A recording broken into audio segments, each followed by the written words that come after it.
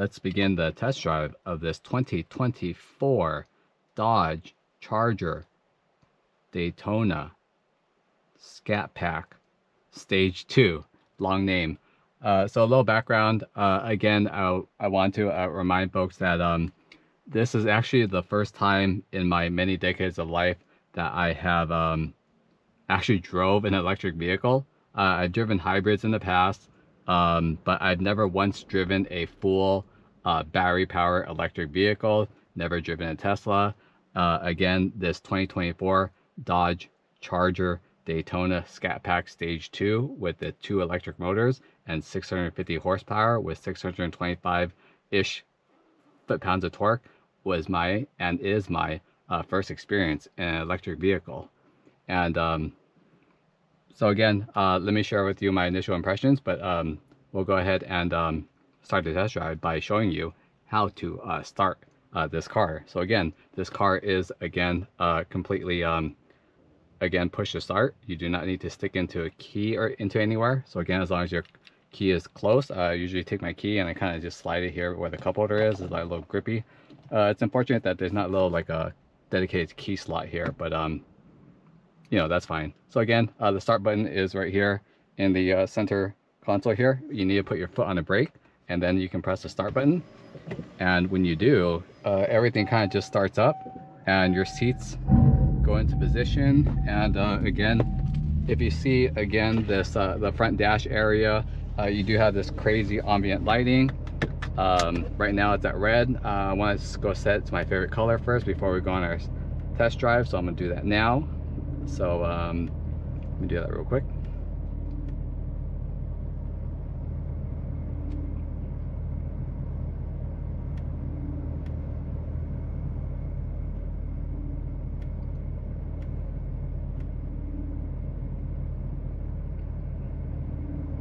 And much better. I kind of like this gold and amber slash gold tone.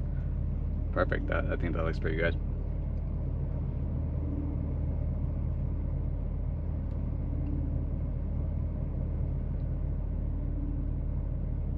Yeah, I think that looks pretty good. All right, and then to put your emergency brake down, you go ahead and press the electronic tab there.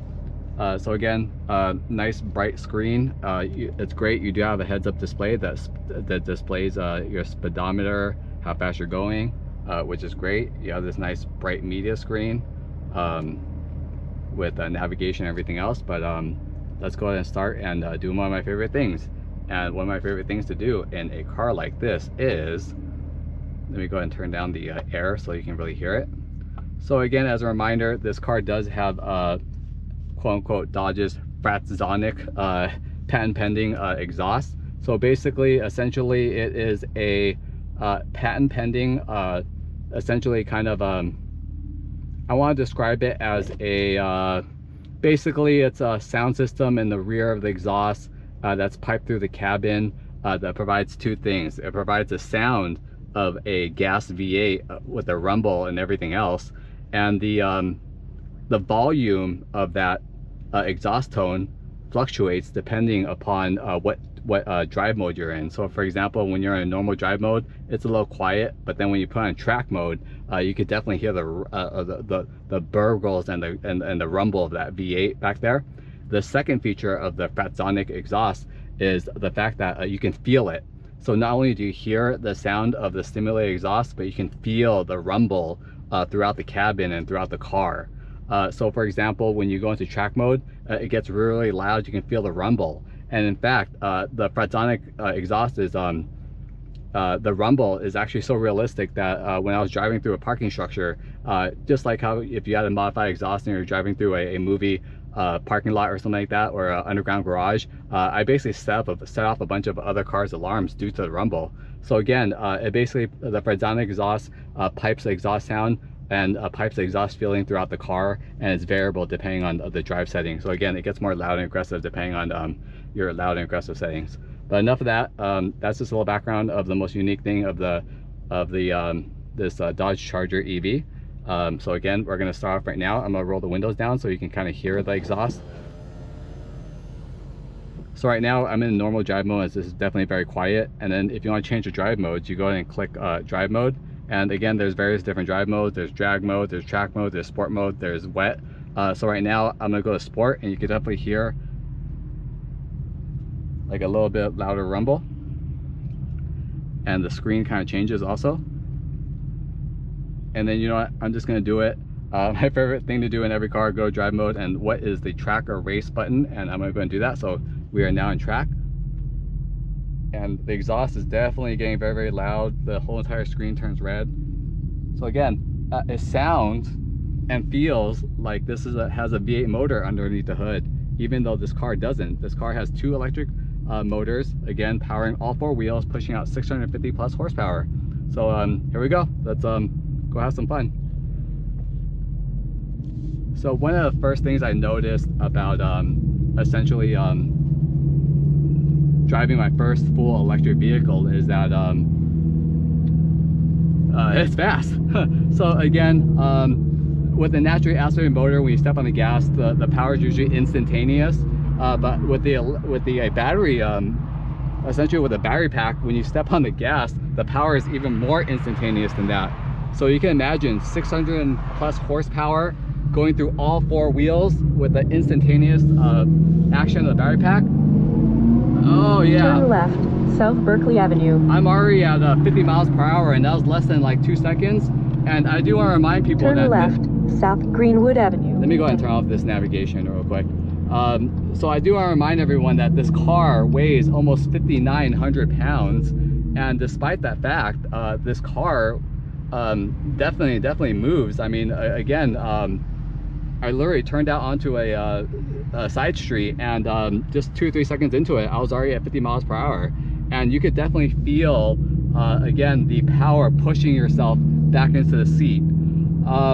So in the past, I mean, I'm a car enthusiast at heart. I will probably always love like full gas motor slash hybrids, but I would definitely say that today's experience with my first time in an electric vehicle in this Dodge Charger, it definitely has kind of changed my mind to the fact of electric vehicles. I always knew that electric batteries were powerful, but man, in this car with our 4 wheels with 600 something horsepower, this thing moves. So even right now, like what I noticed with the accelerator is that I actually have to modulate my foot, like just a slightest tap, and the car like literally pushes myself back. And I haven't even pressed the again that power shot button. So again, I'm not even experiencing the full 650 horsepower. Like right now, I'm probably experiencing the only 590 horsepower. So right now, I'm gonna go down this empty road, and let's see if we can kind of push it along an empty street. So again, driving around town, like around this neighborhood, it's pretty docile. Again, I have to modulate my foot because again, the pedal is very sensitive. I think it's just due to the nature of how electric motor power is distributed. It's pretty much instantaneous. So you want to go ahead and just carefully just tap it. But again, right now, let's see how fast we can get to this light right here. Oh damn, this thing is scary. This thing is scary fast. I can tell you right now that I was already at 60 miles per hour, and so again, I don't think that I haven't felt this type of acceleration in a while. I think the last time I felt this type of acceleration was probably when I had a Lamborghini Aventador for a day, and that thing is all-wheel drive, 7 horsepower, and again, that's the last time I ever felt like this type of scary acceleration. So again, I love to go fast, but this car definitely pushes it at the edge of like again, power. So again, I give a major credit to Dodge. I get it, they have to evolve with the times, and again, I think that they did a great job, and they just get a lot of hate and flack from you know, these pure muscle car enthusiasts. But I really feel that people need to keep an open mind and just give it a shot. It's not for everybody, and they will be releasing again a gas version of this car. I believe it's like an inline-6 turbo. Who knows if the Hemi V8 will ever come back, but you know, never say never. But again, for V8 purists, I really feel that you guys should just give this an honest try. Again, some people may find the exhaust sound cheesy. I do, but again, if you just ignore the cheesy exhaust sounds and the fake you know, engine noises, and just concentrate on the power and how it gets put to the ground, this thing moves. Like, wow. So again, heavy car, but it moves. Not only that, this car is actually equipped, I believe, with the ScatPack 2 package, and with that package, you also, I believe also this comes with a track package also. So the track package comes with a special, like, I believe like a sport suspension, some sort of like wide body suspension, and it also comes with, again, those big, almost like 13-14 inch Brembo brakes. The front, I believe, are 6-pot caliper, the rear are 4-pot calipers, but they are huge. And again, this car goes fast, but another thing I credit for in this car is that it stops fast. So again, those SRT branded, probably Brembo source provided brakes, they definitely do a job of stopping this really heavy car when it's going fast. So again, we have a quick show right now, and here we go. Whoa! And again, I have not even touched the power shot button. So as a reminder to folks, the car is rated at 650 odd horsepower, and but in the daily, when you're driving it, you actually only have access to about 590 horsepower. So again, in order to access the entire capacity of that 650 horsepower, you have to press the button on here. So on the steering wheel, there's a button here that says power shot on it. So when you press that button for about 10 to 15 seconds, the motor gives you access to the rest of those 80 horsepower. So again, I haven't even touched the power shot with that extra 80 horsepower, and this car is already scary fast. I want to look for a really empty place with no cars, no houses, no nothing, and I'll give it a shot. But I can tell you right now that just driving it without the power shot and just like the 590-ish horsepower going through all 4 wheels, it is still plenty of power. And again, I guess I just gotta say, like, hellcat what? Another thing I gotta credit this car for is handling. So I wasn't expecting a car of this essentially like weight. This car again weighs about 5,900 pounds, and this is it's no lightweight. It's got a little bit of a big heifer. But again, this sport suspension that you get in the track package, this car is pretty nimble given its weight. I don't want to say it's like Miata-like, but again, it's pretty damn close for such a heavy car, and such a big car too. I also credit another reason why the suspension on this car is so nimble and so like flat is because of how wide this car is. I do want to remind people that the width of this car is actually more wide than you would find in the previous wide body Chargers of the previous generation, and that car is already super wide already. This car itself is even wider than that.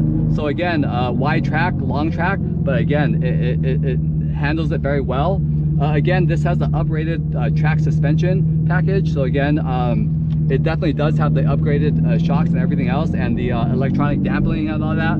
But again, it is it's a great package, and it doesn't feel like you're moving around 5,900 pounds. It feels far less. Whoa, yeah, this thing is scary fast. Whew.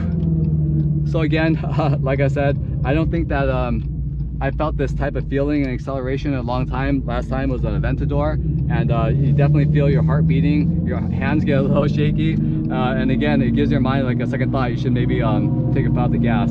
So again, that was fun. I want to look for a really more quiet place to do a power shot, but for right now, again, I just wanted to share with you guys that around town, it's fully capable with definitely enough power for those power hungry enthusiasts.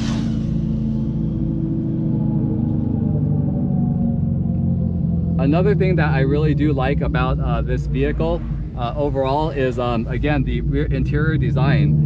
The previous generation Dodge Charger that I reviewed, what I did not like about it was that I could never get comfortable in the seat, like ever. No matter what position, no matter how I telescoped the steering wheel, I can never get comfortable. But in this car, like, it's hard not to get comfortable. So again, I'm just gonna pull over and show you guys again to remind you guys, this does have the updated suede seats with a Napa leather, and the suede insert in the middle really keeps you from sliding around, and the contour of just the way it's shaped. So take a look at the passenger seat. So you can imagine, again, you have the nice side bolsters and the rear bolsters, and it definitely keeps you in place. Whereas the previous generation Dodge Chargers, it just felt like you were kind of like in a race car sitting on a big like like lazy boy recliner. So again, credit to Dodge in the new 8th generation Dodge Charger for redesigning seats. It's definitely these are now definitely race quality type seats, and I love the material with the suede and carbon fiber and the Napa leather package. Definitely great. I really love the package. Rear view, surprisingly, even though this car, the back is basically really big and bulky, there is a lot of great rear view. You do have a rear view camera that's pretty clear. I'm gonna go ahead and put this car in reverse to show you that. So again, you do have this front rear view camera. You do have 360 cameras on the side mirrors, and you do have a front facing camera. And again, when you, even without the camera usage and you look to the back, you could definitely see through the back. There is this big A-pillar, like this big pillar space that you can't see, but again, with the big side mirror and the 360 side cameras, that's probably not a problem. Another thing I really like about this vehicle is, again, this big bright, like what you see, this big panoramic roof. It definitely lets a lot of sunlight in, and for some reason, even though it's like the panoramic roof, it just makes me feel like I can see throughout the back and I'm not inside a cave. So again, I really do like this panoramic roof. The only thing I wish that they do have is some sort of like cover, electronic cover, or just even a manual cover for it, because I was sitting out here in the hot sun driving around, and today I'm in California. It's like the month of like April right now, so it's getting really hot. It's like 87 degrees right now, and this car definitely without AC feels a lot hotter than that. So again, I feel Dodge should provide some sort of a covering for that to cover up. But either way, I do love the panoramic roof. It lets a lot of light in. So again, let's go ahead and see if we can try a power shot on this bigger street coming up here.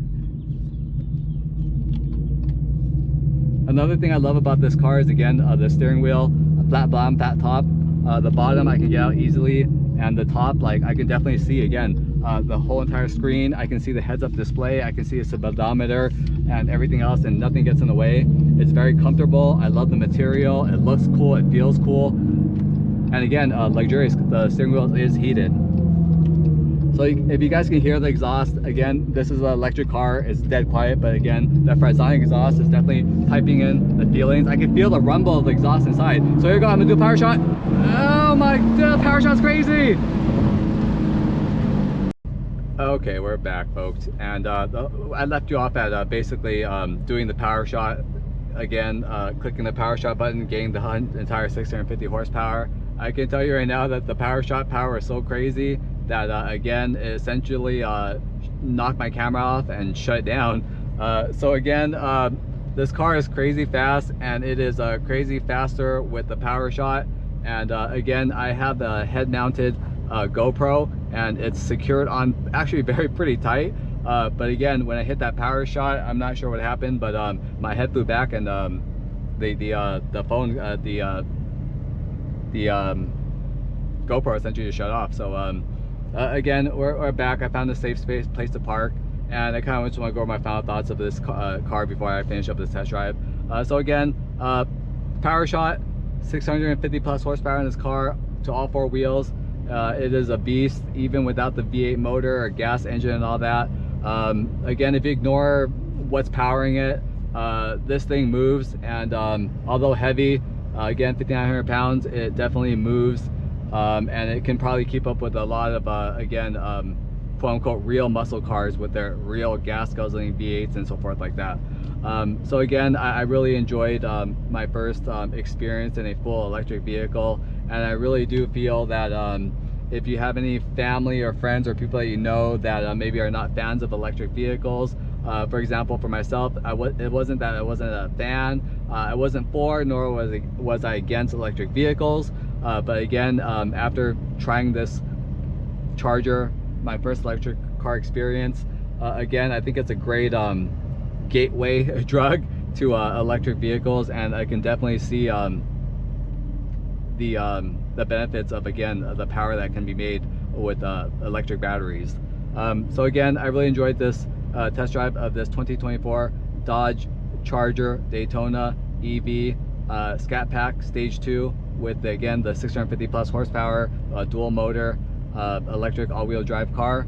And I look forward to test driving other sport enthusiast related electric cars, such as the Porsche Taycan and definitely want to try the Lucid Air also. So again, I really enjoyed this test drive, and back to the conclusion of this video.